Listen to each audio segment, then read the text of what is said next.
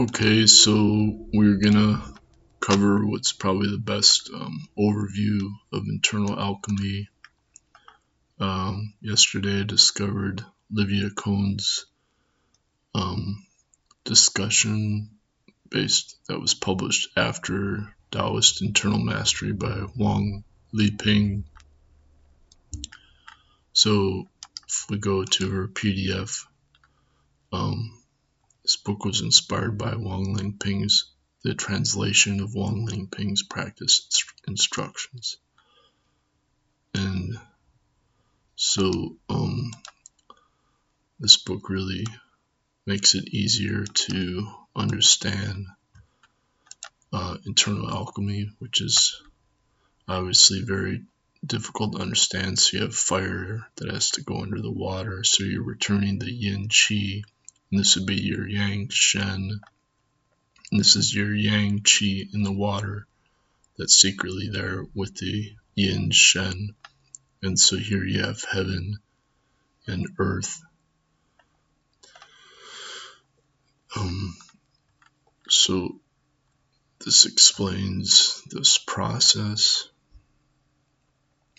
and I like this little explanation here, how heaven follows its path and moves down and connects into earth, and then the yang ascends again, so the yin contained in the yang returns back to heaven, and then the earth or water, earth, is that earth? Yeah, it's earth, moves up, connects to heaven, and then the yin descends again, so the yang contained in the yin also returns to earth.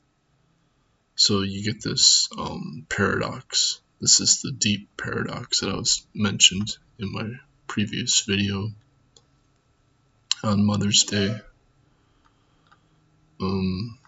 Here, this is the Taoist fire breathing, which is essentially the same as the Wim Hof breathing method, holding the breath in to increase the heat after you do repetitions of breathing.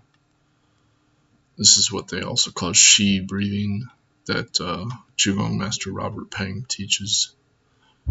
Neidan does not teach any kind of breathing techniques like that.